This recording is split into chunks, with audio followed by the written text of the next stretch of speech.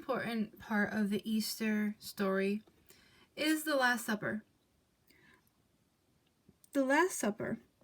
On the day of unleavened bread, when the Passover lamb was sacrificed, Jesus set forth two of his disciples, saying, "Go into the city and prepare the Passover feast so that we may eat."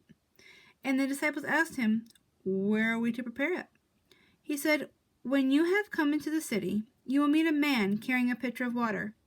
Follow him into the house that he enters, and say to the man, 'The Master says, where is the guest chamber where I shall eat the Passover feast with my disciples?' And he will show you a large room, furnished. Make ready this room." They went and found it all just as he had told them, and prepared the Passover feast. When the evening came, Jesus sat down with the 12, and he said to them, "How greatly I have desired to eat this Passover with you before I suffer. For I tell you, I will not eat another until it is fulfilled of the kingdom of God."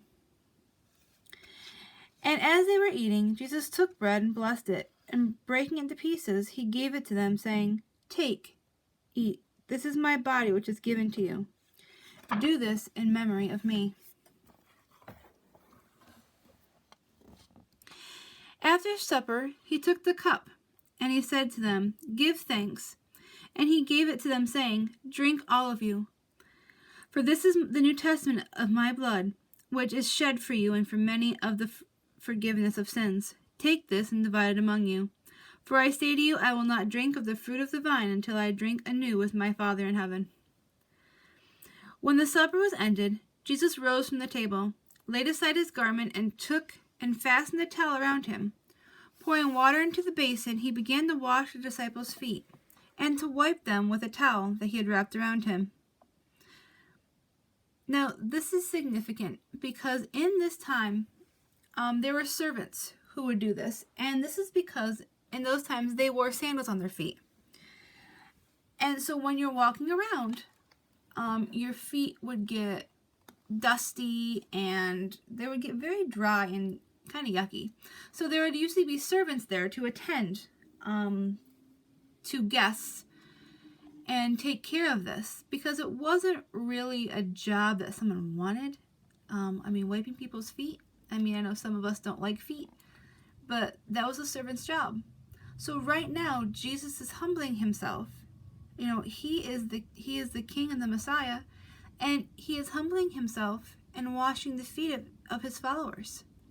And one of the disciples is about to question Jesus and ask him why he's doing this. So let's go back to the story. And when he came to Simon Peter, Peter said to him, "Lord, do you wash my feet?"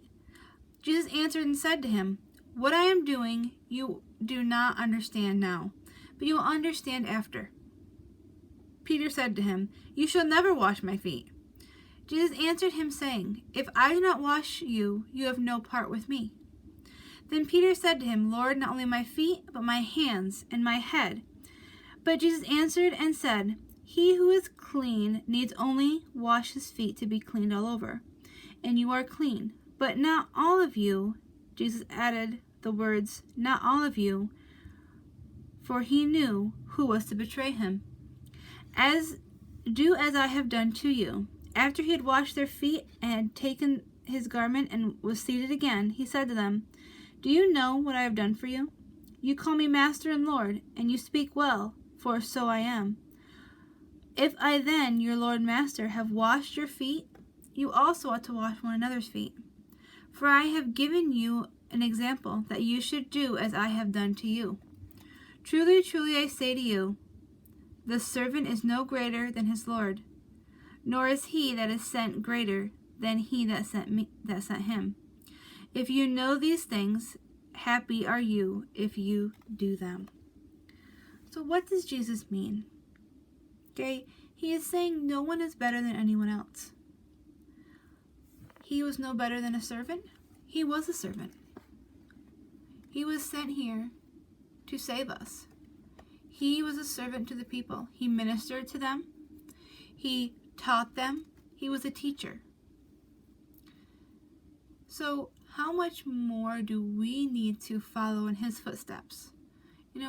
being the best or being, oh, I'm better than you, that's not an attitude of a Christian heart.